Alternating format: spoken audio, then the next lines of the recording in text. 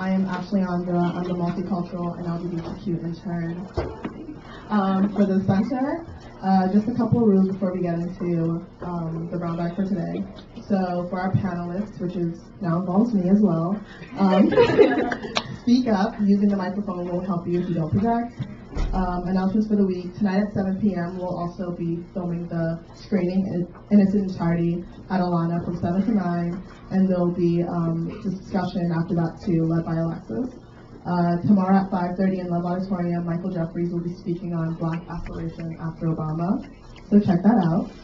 We are now accepting submissions for the Allegorical Athena, a literary arts magazine dedicated to issues of gender, sex, sexuality, intersectionality. Submit art and writing or any creative work to wimps@colgate.edu. The WIMPS 202 classes are screening films Tuesday evenings at 7 p.m. beginning this Tuesday. You can see a schedule on the poster in the center, and everyone is welcome to come. Other instructions, just reminding all of you, we know that you have class around like 12:20, 12:30. Like whenever you're leaving, people will probably still be talking, or like the film will be going on. So if you could like leave quietly as possible. Also to clean up after yourselves, there are bins in the back, and one is for your food, and then like one is for the plates, and there's like a little sign, so cute. Yeah, so that's pretty much it. The speakers today are going to be Onye, Ciara, and Chinyere, and me, I'm Ashleandra. And we'll be showing four clips from the movie No. This movie is internationally acclaimed award-winning documentary that explores international realities of rape, sexual assault, and other forms of violence against women through the first-person testimonies, scholarship, spirituality, activism, and cultural work of African Americans. The documentary is being used globally in grassroots and mainstream movements to end rape, sexual assault, and other forms of violence against women. This year, the documentary turns 10 years old. So we did this in collab with BSU. So some reminders for the movie as well. We'd like to offer you a trigger warning because people will be talking about their experiences with sexual assault, but there will also be clips of lynching. So just so people understand that. Some of these stories are graphic, and we encourage you to take care of yourself in whatever way you need to. There will be a counselor in the space. Yes, just right now, I won't be doing it. It's difficult to discuss this topic of rape and sexual assault because it's very personal, and there is much stigma attached to being a survivor in our society. Laughter among the panelists, which is interpreted as disrespectful when discussing such serious subjects, may reflect discomfort with the topic, so let's just all be respectful of one another. It's also important that participants are committed to creating a safe space for open and honest discussion with each other to keep the conversation open. Okay, so now I'm just going to turn it over to Onye, and then we'll announce ourselves. Hi. Okay. Hi. I'm Nwabunnia. I'm a junior. Pronouns she, her, hers, and I racially identify as Black. Okay. It's fine. I don't have my phone. I'm Swan. I am a junior. My pronouns are she, her, hers, and I identify as Black. Hi, I'm Ashleandra. I'm a junior. Intern for the center. Pronouns are she, her, hers, and racially identify as Black. I'm Chinyere. I am a sophomore. My pronouns are she, her, hers, and I racially identify as Black. Now we're going to start off this little game that Onye will help us with. Yes. Okay. Sorry. Can everyone hear me? Okay. So, raise your hand if you were ever told or if you believe that Black women can't be raped. If you ever told or if you believe that Black women can't be raped.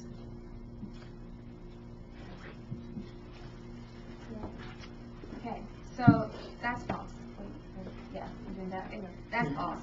Even though African American women make up 7% of the population in the United States, they constitute for 18.8% of reported intimate violent victims. So, okay. Raise your hand if you're ever told or believe that only young, pretty women get raped. So that's false as well. Rapists do not discriminate. Women, children, and men of every age, physical type, and demeanor are raped. Raise your hand if you were ever told or if you believe that she was asking for it by the way she dressed or danced. Now, this is blatantly, obviously false. No one asked to be raped. If they asked for anything and their partner agreed to it, it wouldn't be rape, it would be consensual sex, consensual whatever sexual activity you are engaging in. So, cannot be raped by saying, oh, you asked for it by being dressed in a certain way. Raise your hand if you were ever told or believe that most rapes are interracial.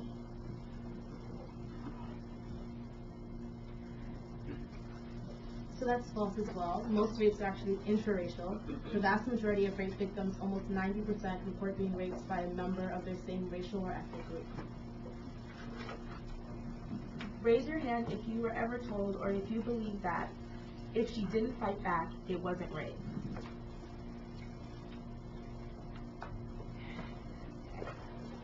So, if she said it's rape regardless of if she could or could not have fought back, it's rape even if you don't fight back. If you do not give consent, it's rape. Raise your hand if you're ever told the majority of sexual offenders are caught, convicted, and imprisoned. So that's good. No one put their hands up. There's only a fraction of those who commit sexual assaults are apprehended and convicted for their crimes. Raise your hand if you were ever told or if you believe that rape is the victim's fault if she slept around, drank alcohol, or invited him to her room. Okay. Again, blatantly false.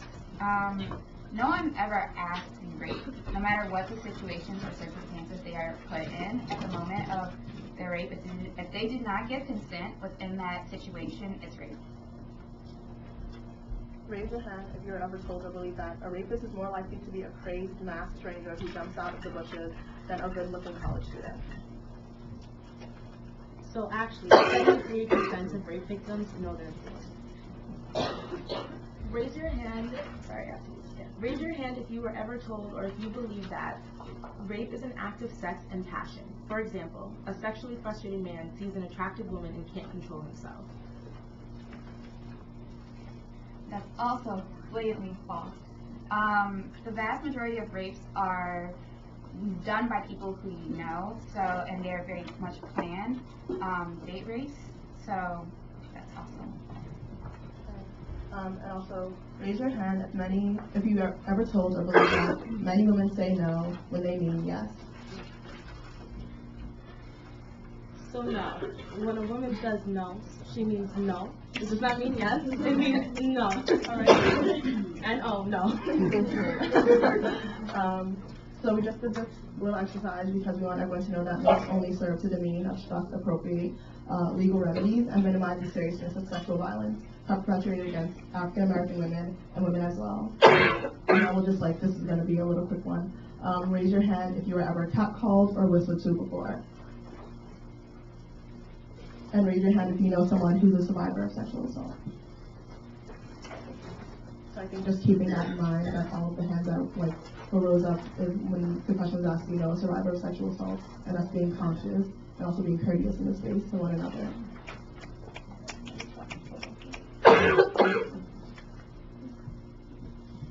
And now we're just going to go into some clips.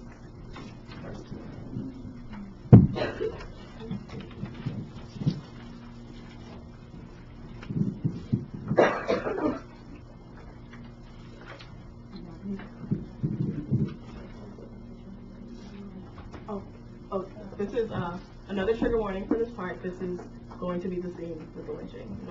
Just so you know again.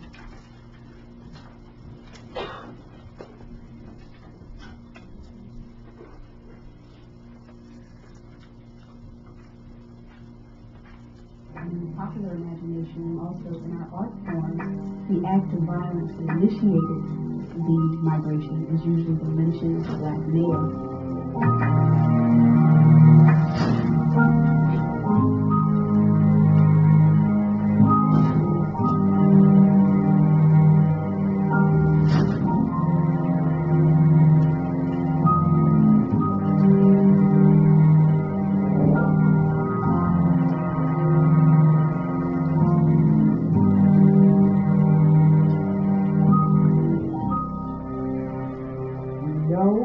Historically, many of the lynchings that took place in this nation were from accusations, the overwhelming number of which, not all, the overwhelming number of which had to be false, about the rape of white women by black men. How often was a white man ever brought before the judgment of the common good over the charge of rape of a black woman? Lynching is really a phenomenon of a national obsession of black male sexual aggression against white women. In the history of lynching, there were no black men lynched for any acts of sexual aggression against black women.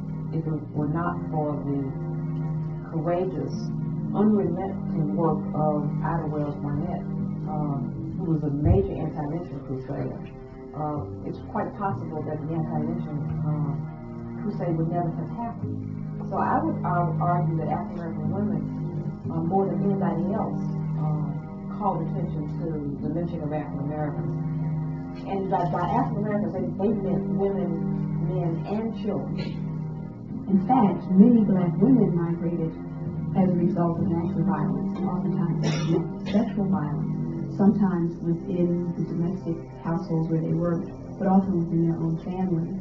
And that's a part of the history of the migration that we know much less about, because people were silent.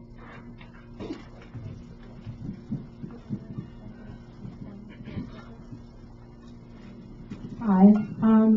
So I guess what I want to talk about a little bit is from watching this scene and watching the movie previously before this, I spent a lot of time thinking about black women and thinking about black female bodies and like the history of violence that have been brought up against black women, and how there's never any notice for that ever, really. And thinking about how so many different systematic structures like slavery and so many systematic structures like slavery are kind of invasive on the female body in general. And so for me, this clip was really hard to watch. Okay. So, when I think about lynching, I think about the South and their prize on white women, and how white women tend to be more treated as delicate, as prized possessions, as beautiful, whereas black women, when they are raped, they do not often have the same status in the community. It's just something that just happens to them. And lynching was just one of those manifestations of a lot of times a white woman claiming that a black man raped her, and the mob taking out justice on the black man.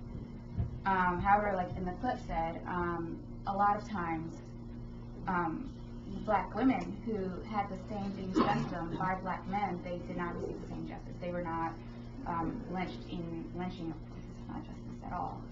But it shows the white privilege and the identity of how white women are treated as special, pure objects, whereas black women were just objects in a sexualized economy.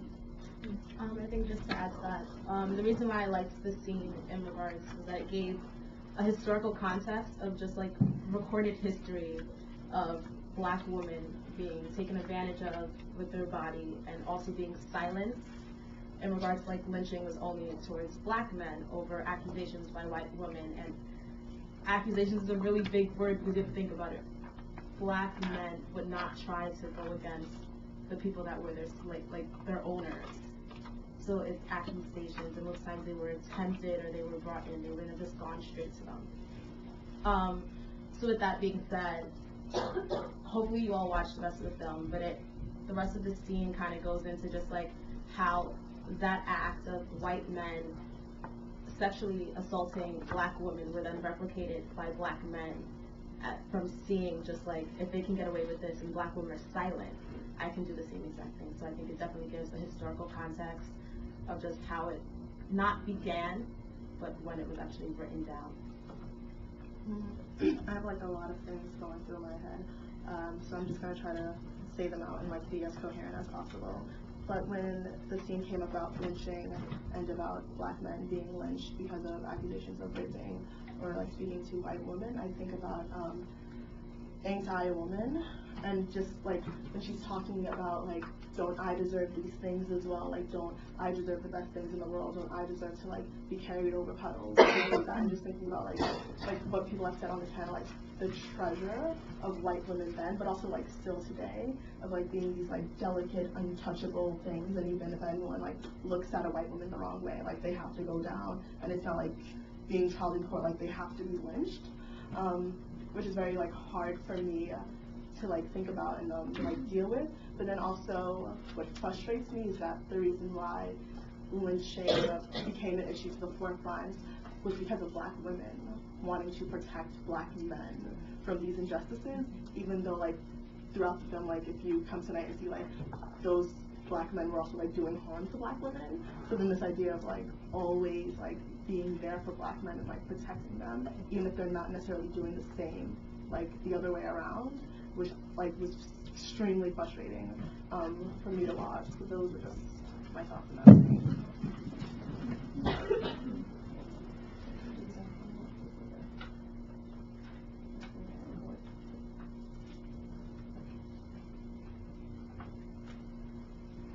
Because we're focusing, I didn't want to close. I left myself. I felt. And a few times, on top of me and everything. I was just, it was kind of like I left myself. And he just kept on top of me or whatever, and then just joking, and this went on. In my particular case, what made it so hard was that he didn't penetrate me, but he did all these other things, and I was struggling to get out of my room what seemed like to me for hours, and he would not let me out. And I don't know what happened if he let his guard out, but I remember being able to get to that door, and I ran out. So what I ended up doing was going to a park, and I remember sitting on the park bench, which wasn't the favorite place either. I remember sitting there saying, I'm not going to cry, because I knew something traumatic happened, but I really was not quite sure what happened, because at that particular time, I did not have a working definition of sexual assault or rape. I finally decided I'm going to try to go back to my apartment. I was so frightened that this man is going to jump out from behind something and this whole thing is going to start all over again. I didn't want to close the door because I felt if I had to run, the door would be closed and I couldn't get it open. And I didn't want to leave the door open because if he was outside, I wasn't sure if he was going to come in.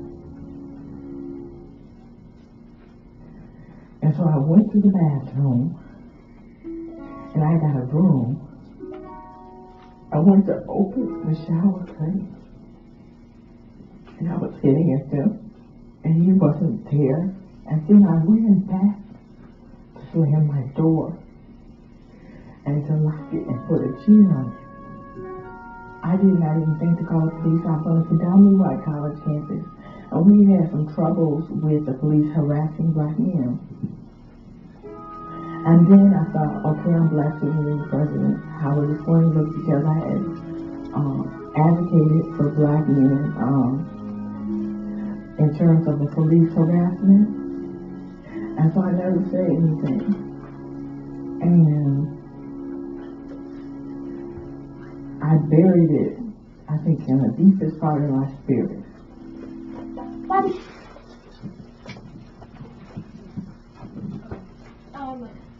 So for me, this scene spoke a lot to the fact, so protecting the race while erasing yourself, and understanding that historically, like black, I mean, what the film talks about a lot is how, you know, black women, we are taught to protect our own and protect our families at all costs.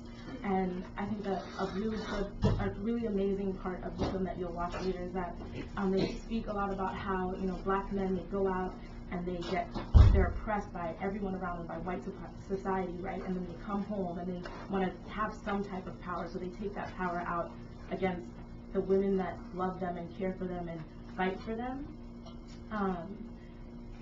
For me, I remember growing up, and my mom, she doesn't mean it, but my mom, growing up, she would tell us that, like, a lady is supposed to be seen and not heard. And so, for me, thinking about this scene and also thinking about the fact that I have a cousin who was accused of rape, and I remember the day that we found out about it, the way when we all gathered to kind of talk about the situation, that no one could believe that Tina could do something like that. That's not possible. She must be lying. And it was easy for us, to stand by our own, because he was our black brother. Like, I grew up with him, and at the time that was our cop out. So just thinking about how, like, even how I am complicit in the ways I think about rape and rape within the black community.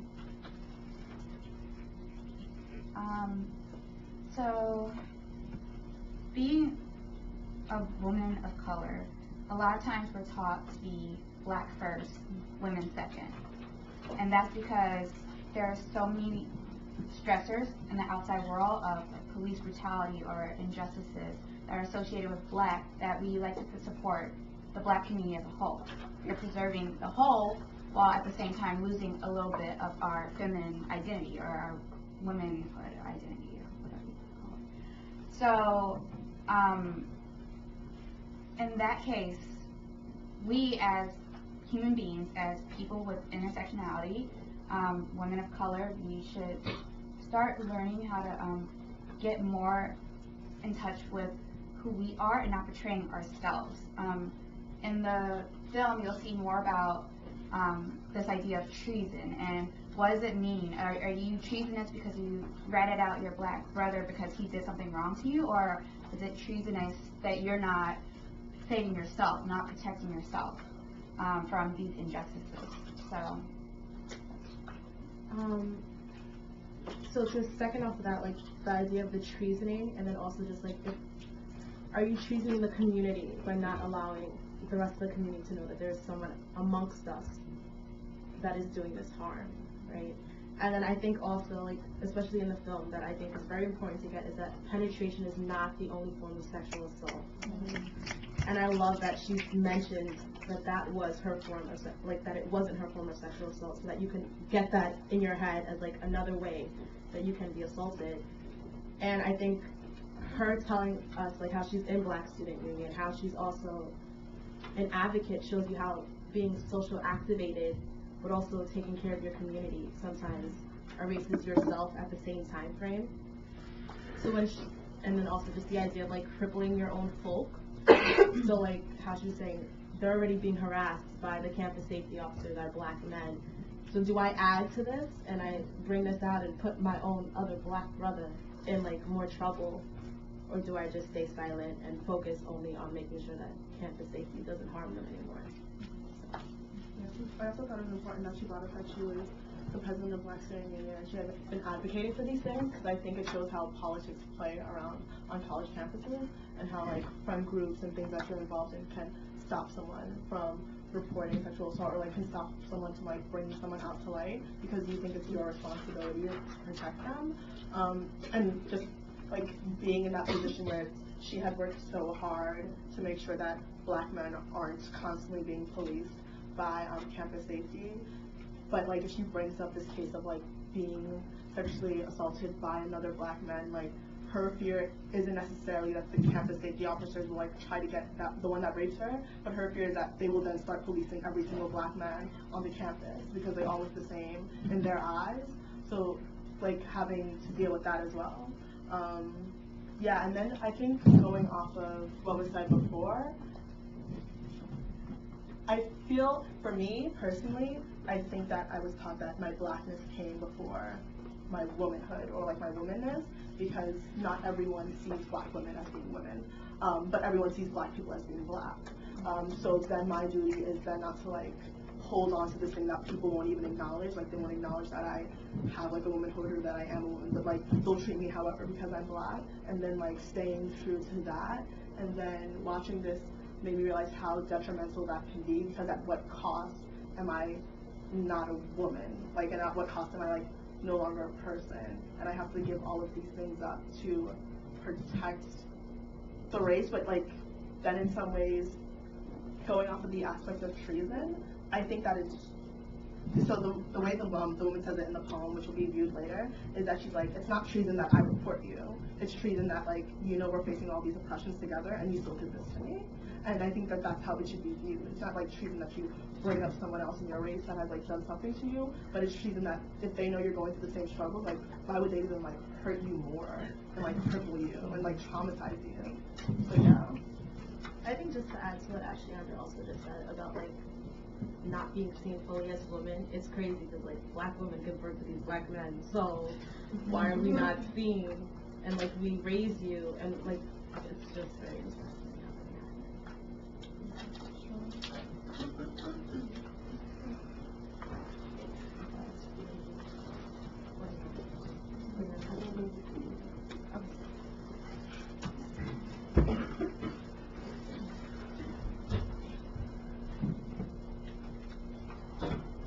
From Virgin on the Block. To be myself a very intelligent, responsible person, but I grew up learning how to trust men. until communities say violence against women will not be tolerated here. There's zero tolerance, and you will be held accountable who will not do it. So imagine if all of us thought that it was unthinkable to assault women, what might happen if the judge thought that, if the pastor thought that. So these are individuals, for example, who we often refer to as reality definers, that they have the power to shape norms. You've been in a hawk in a chicken yard and wonder why the chicken got eaten up. When Michael P comes in, and all these fine foxes just parading in front of my my eyes begin to dance like a hungry man looking at a when this beat burns us up.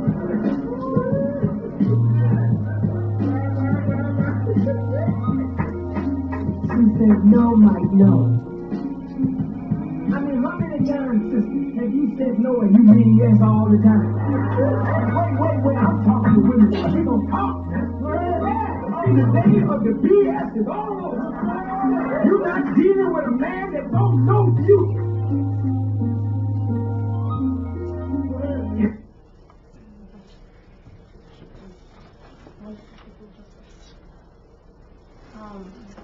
So I guess watching the scene was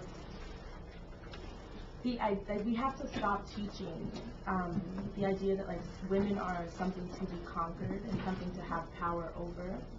And it's at that place when we stop teaching that, then we stop looking at female bodies or bodies in general as something to be taken as your own. And so I'm thinking about what Louis Farrakhan is saying, but I can also see how that replicates into conversations that I've had or been around with heterosexual black men, thinking about like saying very violent things about black women, saying very violent things about parts of a black woman. And so when we were talking, I brought up this album. I don't know.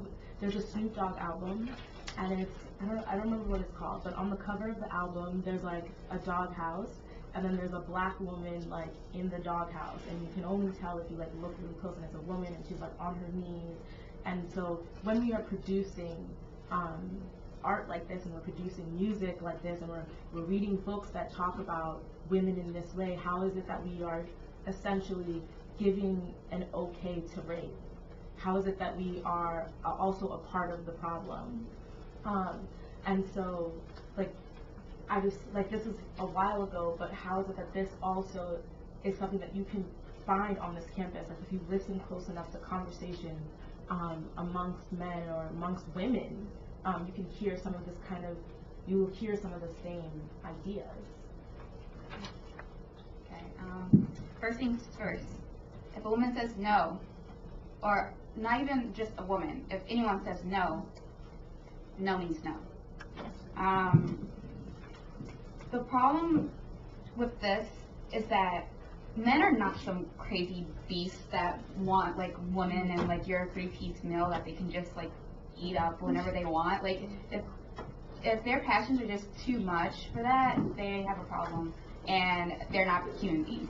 So that's one thing to recognize.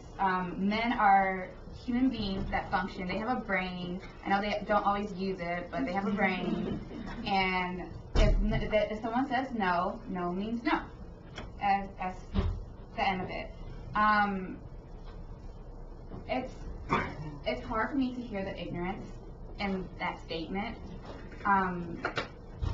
but I know it exists among men and some women here on this campus. If you're dressed out with nothing but a bikini on, if you say no, that doesn't give anyone a right to take your body in the way that you want. Your body is your own. So, just to put like a little context into this, I forgot the year, but Mike Tyson was accused of raping a young woman. And the way that people talked about it within the black community and with black churches and leaders was that the woman apparently entered his limo, but then also like went up to his room. And then when she reported it, she said that even when she was in the room, she said no, and he continued anyway. So people like Louis Farrakhan said, if you really mean no, like why did you follow him up to the room? And if you followed him up to the room, whatever he did to you, then is consensual, no matter what you said. And it wasn't really hard for me to watch the scene because I think I've seen it in my everyday life multiple times, especially amongst like religious leaders. So talking about women and the role women have and being submissive and this idea that like you don't have like rights to say no if you're in a certain position. So if you follow a man up to his room, you don't have the right to say no if anything happens. If you told someone you like them and they do something, then you don't have the right to say no. And just like all of these ridiculous things. But then also when he's talking about women, and then you hear all of those men like clapping, and the guy in the back like ma ma ma. I'm like, no, like that's not okay. You can't compare women to food. You can't say like they're yours to have whenever. And then also how this is like very heteronormative, so like only in the case, they're only talking about the case of like a man was like raped a woman, but not like necessarily speaking about anything else or speaking about the ways in which like sexual assault plays out, and also not realizing the role that they have when things like this happen. There's a scene in the movie where one religious leader like invites Mike Tyson to church, and they're like, our brother's being persecuted, we need to like help him out. I'm like, what are you talking about? Did you invite the woman to the church? Like, do you care about her? Like, what is her value to you? So yeah. I would say with that is that like this scene definitely tackles two issues, which was brought up earlier, just so the idea that women are equal to food or to be consumed or to be taken advantage of, but then it also takes another side of success. So like with Mike Tyson being like this big, like guy, big successful guy, anything to bring him down is an issue, especially when it comes from the black community. So like even today, kind of like what Ashleandra was saying, how it's still this conversation going on. Like you have Bill Cosby, you have so many people. Even if you want to look even further back to Clarence Thomas, the Supreme Court Justice, this is not a narrative that is new. It's always come that if someone is building their success, you're not supposed to take them down, especially if you're in the same community. So I think this part definitely tackles both of that, or at least showed both sides of that going at one time.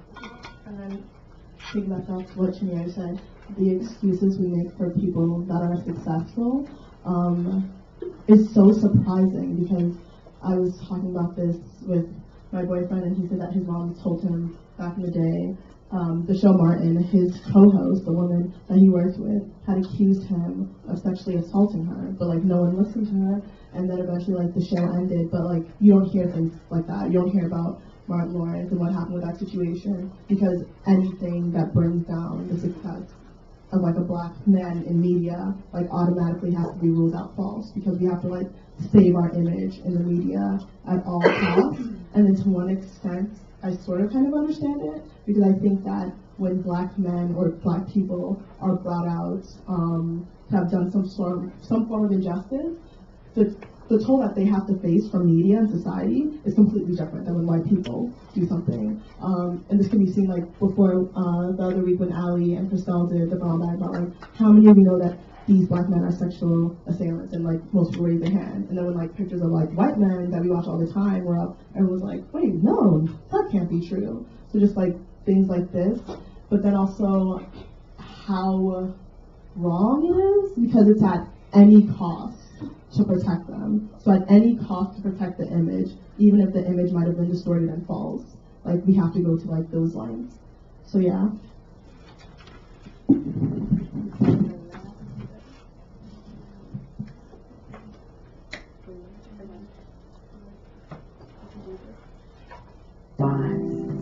And put to the side and sacrifice because we don't want to break the silence. Oh no. I think I messed it up. My bad. Messed it up. We're gonna do it again. I just feel like this sounds such a big deal.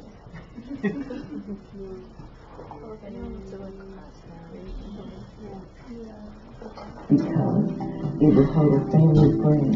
We might find out that Uncle Jake is not so nice. We might find out about a father. We might find out about a brother. If we don't break the silence around that, around little black girls being sexually abused and assaulted, then what we do is say, in essence, in our silence, here, have my little black girl child, and murder her emotionally, physically, mentally, and spiritually, and I'll sit and say nothing. That's our last scene. So I guess so not I guess, but what she's essentially trying to say is that we have to begin to address sexual assault within our community, and we have to begin to address it by kind of decolonizing our language and decolonizing the ways in which we talk about women and the ways in which we talk about our bodies. And I like having this conversation about sexual assault and knowing that in my own family how it was handled, that they had to talk about it with us, because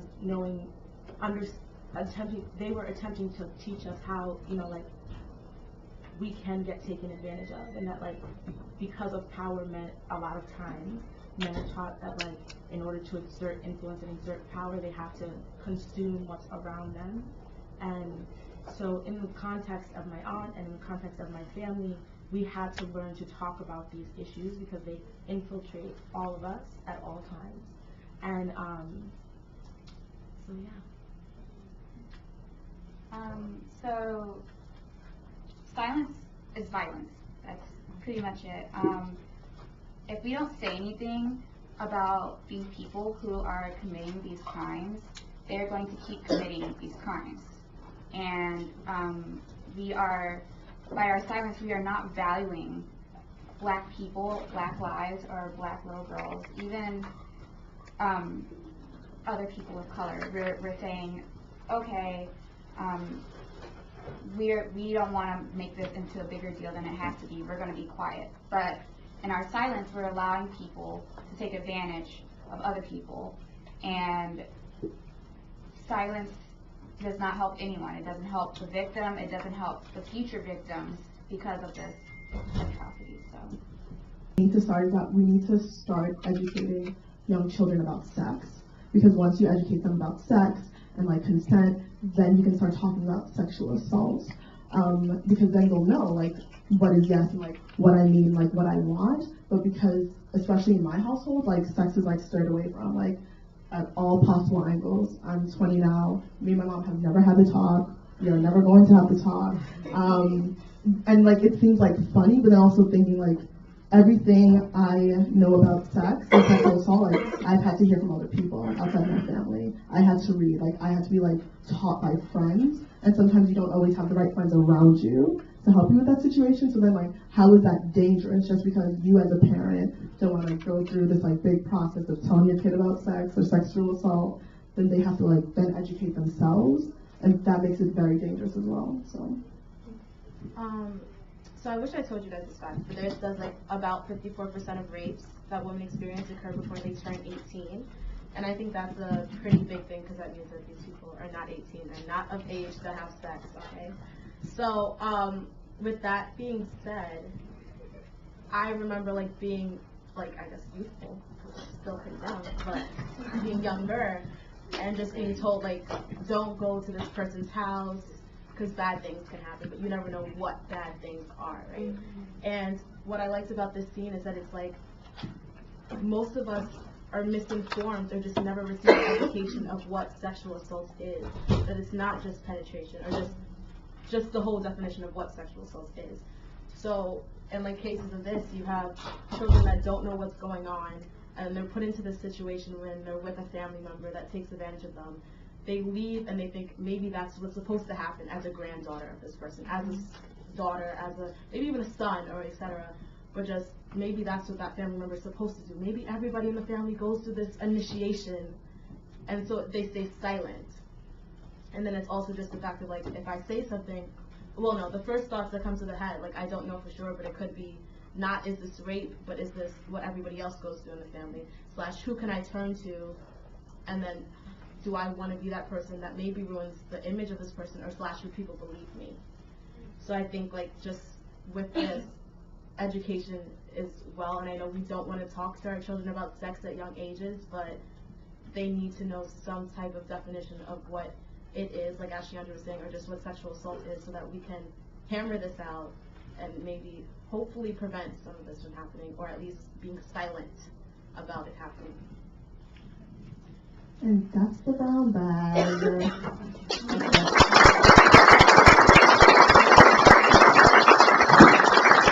have any questions or comments, you can ask us.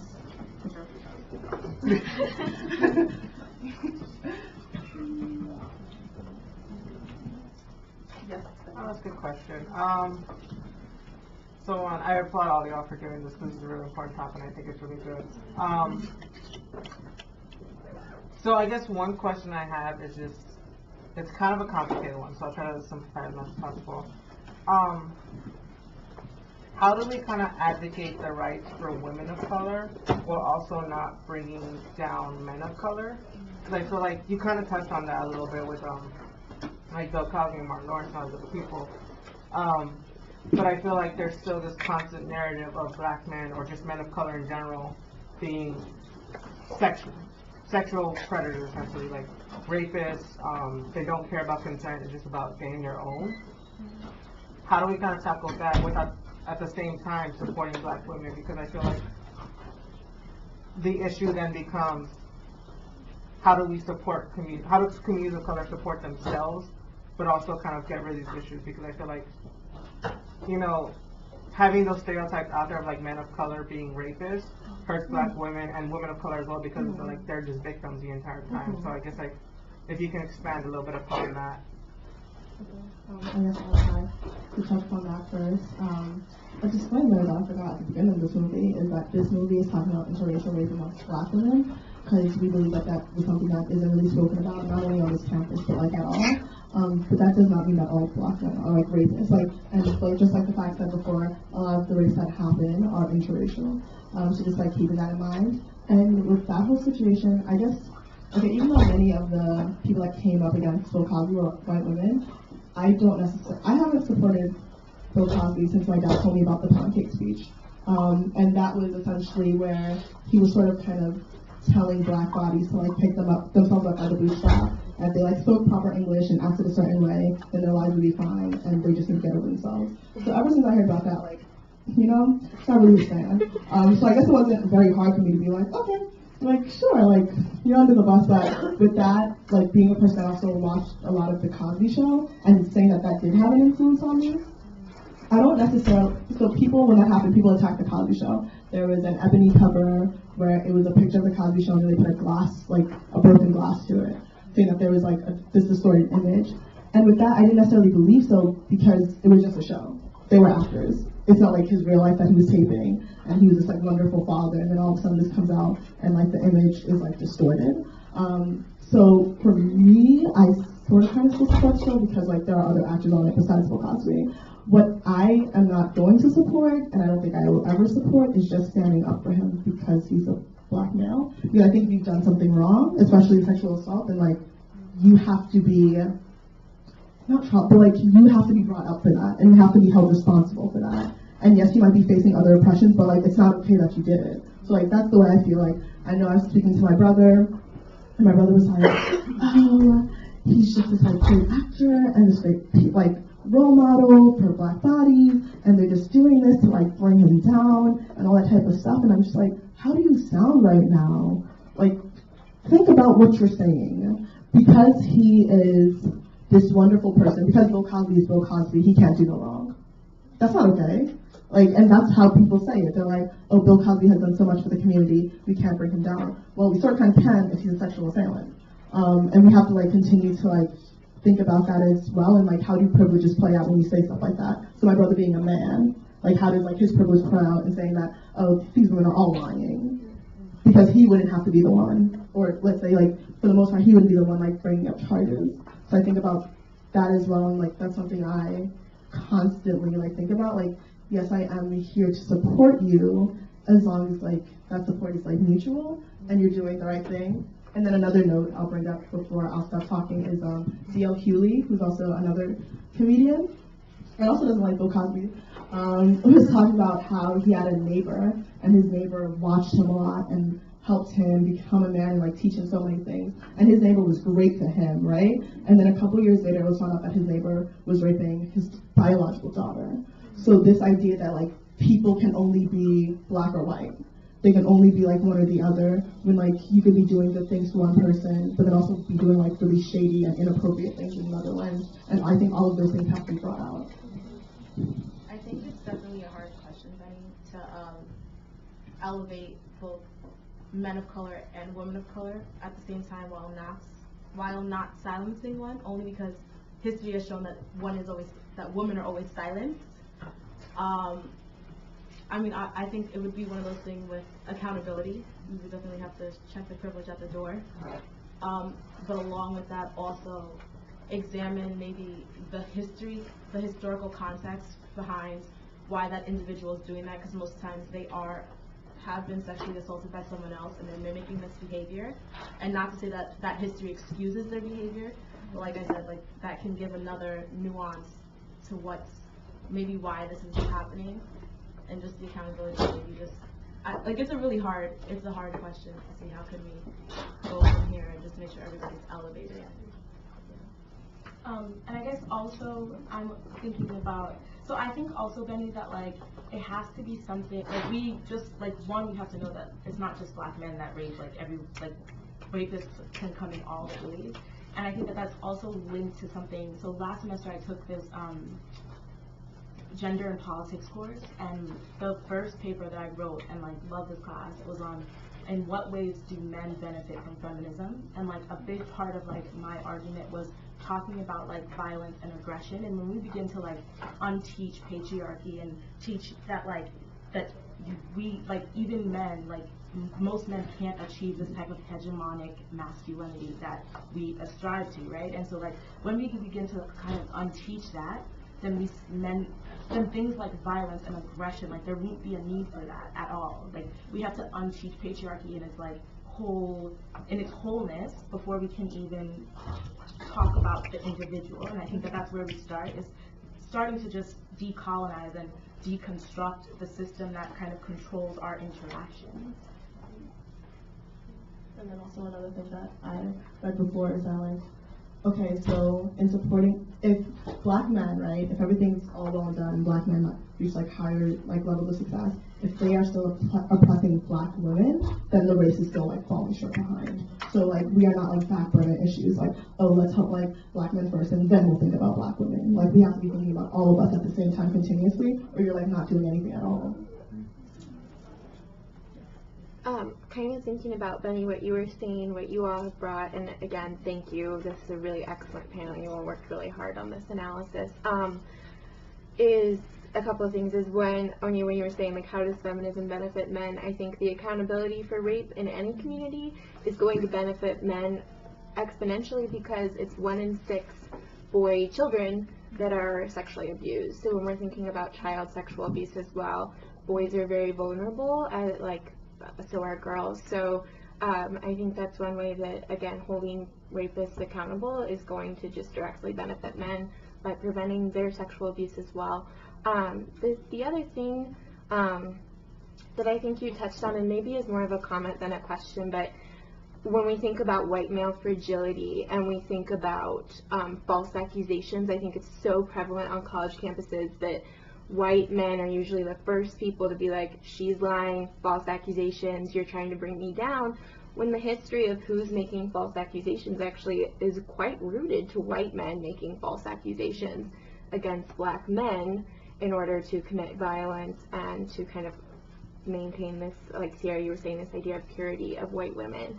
So I think a lot about when we think about false accusations in the contemporary setting, that definitely within the white community there's a lot of denial of that history, and when white men are accusing other people of making false accusations, not thinking about their role. So I really appreciate that you brought up that history. I don't know if you have comments on that. That's more of a comment, but thank you for bringing it up.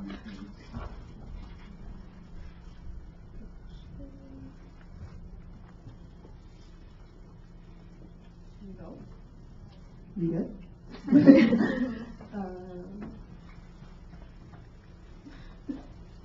Okay, so if there are no more comments or questions, we're done. But before you leave, just some things that I forgot in the beginning. Monica, who is lovely, lovely, lovely, is working on our WMST library. So we have these like lovely books you could check out. I'm gonna pass them around. Starting with you, thank you very much. And then some services like you can see if you need help, some confidential services are the counseling center, the health center, and also the chaplain's office. And thank you for being with us today.